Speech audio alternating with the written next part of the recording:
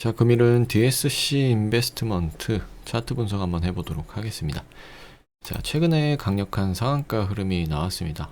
거래 대금은 거의 970억 원, 1000억이 조금 못 미쳐서 거래 대금이 조금 약해 보일 수 있지만 그 다음 날에 거래 대금을 또 3천억 원을 터뜨렸기 때문에 일단 거래량으로 거래 대금도 그렇고 정도 좀 합격점을 줄 수 있을 것 같고요. 이 패턴 같은 경우는 제가 상한가가 나오는 종목을 다음 거래일이나 그 다음 거래일까지도 충분히 단타로 대응할 수 있다. 그런 패턴을 여러 번 제가 소개를 좀 해드렸었고, 이 기준이 되는 상한가, 아무나 나올 수 있는 그런 상한가는 아니다. 이런 상한가가 기준이 되는 종목들이 선택받아서 그 다음에 시세가 충분히 나는 움직임일 수 있다. 이렇게 좀 항상 강조를 드리고 있습니다.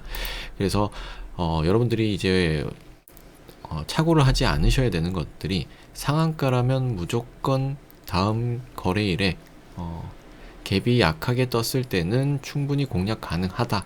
이렇게 공식을 가지고 한다면 좀 큰 오류를 범할 수 있습니다. 그래서 제가 이제 한 번 더 정리를 해드리면, 첫 번째, 이 기준이 되는 상한가는 굉장히 중요합니다. 그 기준이 되는 상한가를 판단할 수 있어야 된다. 이런 것도 이제 많은 데이터를 필요로 하고, 그리고 경험적인 부분도 굉장히 좀 중요할 수 있습니다. 그렇게 상한가가 나온 종목이 기준이 되는 상한가가 나왔으면 그 다음 거래일이 굉장히 중요할 수 있다. 왜냐, 갭이 뜨는 거는 어느 정도 확정인데, 갭이 약하게 뜨면 단타할 자리가 나온다고 했죠. 그 갭의 기준은 제가 아주 베이스적인 부분에서 매번 다르지만 베이스적인 걸로 잡았을 때는 그래도 한 15% 미만으로 떠서 출발한다면 가능성이 좋다. 충분히 상승 가능성을 볼 수 있다. 다만 그 과정에서도 단번에 15%뜬 자리에서 잡아버린다면 밑으로 흘러내렸을 때 대응이 안 될 수 있고 크게 손실을 볼 수도 있다. 그렇기 때문에 대응은 항상 중요하고, 이 갭자리가 굉장히 약하게 15% 이하로 뜨거나 10% 이하, 아니면 갭이 뜨지 않는 경우도 있는데, 갭이 뜨지 않는 경우도 사실 좋다고 볼 수는 없습니다. 그렇기 때문에 갭이 어느 정도 뜨되 10% 미만에서, 그리고 다시 또 밑으로 조정을 주면서 매수할 기회를 준다면 아주 좋을 겁니다. 그 상황에서 갭 자체가 15% 떴을 때 바로 매매를 다 하지 말고 분할 매수 관점으로 접근해야 된다고 제가 강조를 많이 드렸습니다. 그래서 15% 기준이라고 한다면 15%에서 한번 분할, 그리고 내려온다고 가정하면 또 한번 분할, 그리고 다시 이제 올라가는 자리에서 만약에 좋은 자리가 나왔다, 나는 비중을 더 싣고 싶다, 그러면 또 한번, 이런 과정이 굉장히 중요합니다. 그래서 분할 매수 관점 굉장히 중요하고, 갭이 어느 정도 뜨는지도 굉장히 중요할 수 있습니다.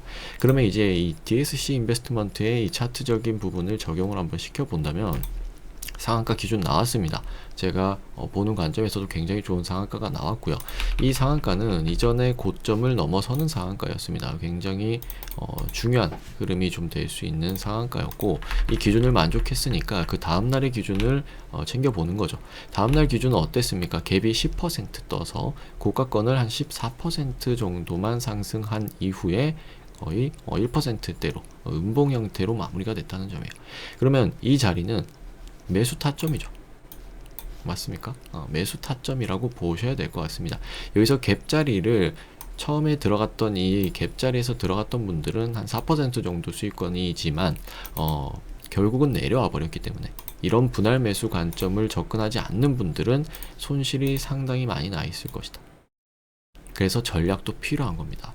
이 전략이라는 것은 분할 매수 관점에서 분할로 조금씩 산다면 크게 물리는 걸 방지할 수 있고, 평단가를 충분히 좋게 잡아갈 가능성을 높여주는 아주 좋은 방법이라고 생각하기 때문에, 항상 분할 매수 관점, 한 번에 다 사지 않는 습관을 계속해서 유지하셔야 됩니다.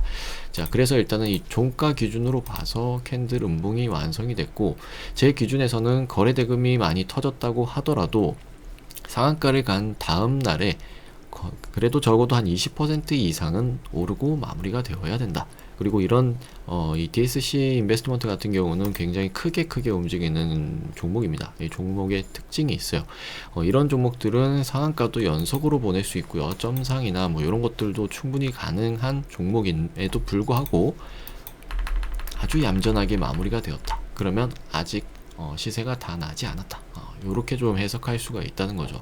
그렇기 때문에 더 기대를 할 수 있는 것이고, 여기서도 뭐 만약에 다음 거래일에 또 한번 내려준다면 여기도 강력한 매수 타점일 수 있습니다. 그래서 이 구간들 거의 다 매수 타점이라 생각하시고, 이 타점을 주지 않고 또 갭을 떠서 바로 상승이 나올 가능성도 굉장히 높아요.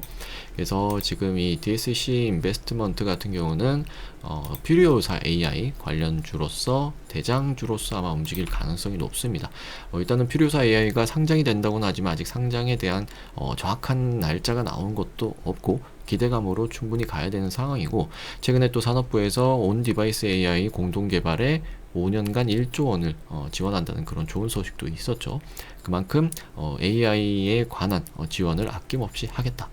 거기에 관련된 종목이라고 보셔야 돼요. 그리고 이 DSC 인베스트먼트 같은 경우는 밑에서부터 끌어올리는 상한가가 나온 게 거의 처음입니다. 자, 그 말인즉슨 원래는 윗꼬리만 계속 보여주던 종목이었어요. 그리고 간혹가다 한 번씩 이슈로서 점상 정도를 가는 종목이었어요. 과거에도 그랬습니다. 많이 나오면 윗꼬리들이 연속적으로 나오는 패턴이었어요. 이렇게 장대 양봉의 윗꼬리들. 근데 한번 상승이 나오면 거의 상한가는 찍었던 종목이라서 힘이 굉장한 종목이라고 보시면 돼요. 근데 이런 종목이 상한가가 나왔다는 거 굉장히 의미를 부여할 수 있을 것 같다. 그래서 제가 이런 상한가 나오고 거래대금이 터지는 자리들 우상향이 어느 정도 확보가 되었다라고 말씀을 좀 드리는 편입니다. 그 과정에서 단타 자리도 나올 수 있고, 단타뿐만 아니라 굉장히 길게 또 가져가는 스윙 관점에서 봐도 괜찮은 종목일 수 있겠다. 그래서 중간중간에 단타 자리에서 익절 한번 하고 다시 또 내려올 때 잡아도 되는 종목으로 좀 해석을 해 드릴 수가 있을 것 같아요. 그래서 두 가지로 봤을 때는 첫 번째는 단기적으로 보는 관점에서 상한가 이후에 추가적인 상승에 대한 기대감, 거기서 이제 추가적인 상승치를 먹고 나오는 방법, 그 이후에는 주가가 어느 정도 조금 눌림을 주면서도 안정화가 되면서 우상향 곡선을 그리면서 아주 강하게 시세를 타는 패턴으로 돌아설 수도 있다. 그래서 두 가지 관점에서도 굉장히 좋은 자리라고 볼 수 있을 것 같습니다. 출발은 했는데 아직 제대로 가고 있지 않다. 아직 가격대는 낮다. 이렇게 볼 수 있는 패턴이 되겠습니다. 그래서 거래대금도 이제 그 다음날에 굉장히 많이 터져주면 좋은 거고, 이런 관점에서 신고가 영역이면서 이런 종목들은 통상 제가 판단을 할 때 주가가 고가권을 이었을 때 이렇게 팽창을 합니다. 이렇게 팽창을 하면서 올라가는 패턴들은 굉장히 강한 시세를 좀 보여주고, 지금 이 추세대로 간다면 고점까지에 대한 거리가 굉장히 많이 벌어져 있는 상황, 그리고 이 고점을 넘어서서도 안착하고 더 간다면 아주 강한 패턴으로 또 돌아설 가능성이 있어요. 그래서 여러모로 좋은 종목이 되겠고 충분히 매수하기 좋은 자리가 왔다, 이렇게 좀 보여지겠습니다. 그래서 이전에 나왔던 상한가 이후에 단타를 할 수 있었던 종목들 한번 예시를 한번 들어드리도록 하겠습니다. 첫 번째 종목은 우진엔텍이 있어요. 우진엔텍도 오래전에 이런 자리가 있었어요. 이것도 제가 이 상한가가 나오는 이 상한가는 기준이 되는 상한가가 나왔고요. 그 상한가 이후에 그 다음날에 갭이 얼마나 뜨는지에 따라서 결과는 매매를 할 수도 있고 매매를 하지 못할 수도 있다. 갭이 20% 넘게 떠서 출발을 한다면 사실상 매매할 이유는 없어진다. 그만큼 빠르게 올라간 자리고 위험한 자리가 될 수 있기 때문에 적어도 10%에서 15% 이하는 돼야 된다, 말씀을 드리죠. 그래서 이 우진엔텍은 첫 번째 기준을 만족시켰고 다음 기준도 만족을 시켰습니다. 갭이 4%, 그리고 고가권은 10%, 거래대금도 잘 터져줬고 쉬어가는 단계의 캔들이 나왔습니다. 위아래 꼬리.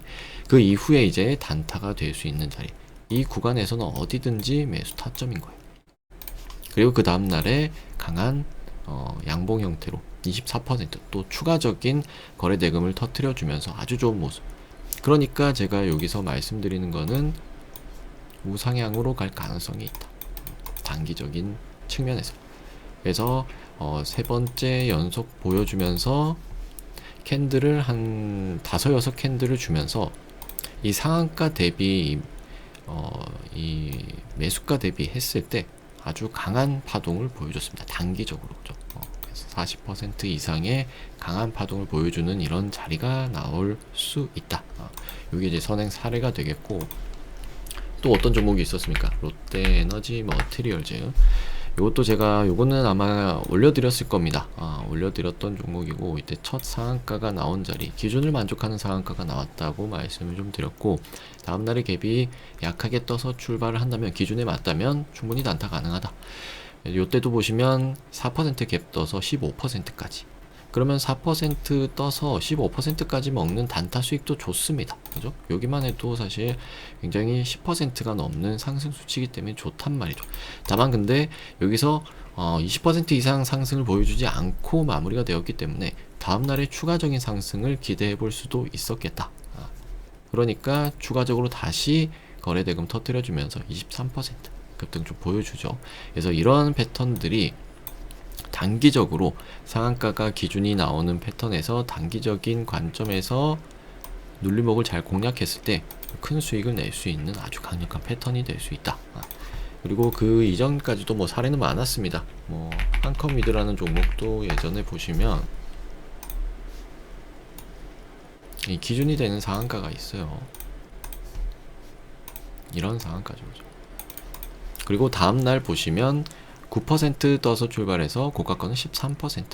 그리고 그 다음 날에도 안 가는 척을 하지만 그 다음 거래일에는 또 한번 23% 터뜨려주면서 거래 대금을 잘 터뜨려주면서 단기적인 슈팅을 보여줬었던 그런 패턴이 또 되겠습니다.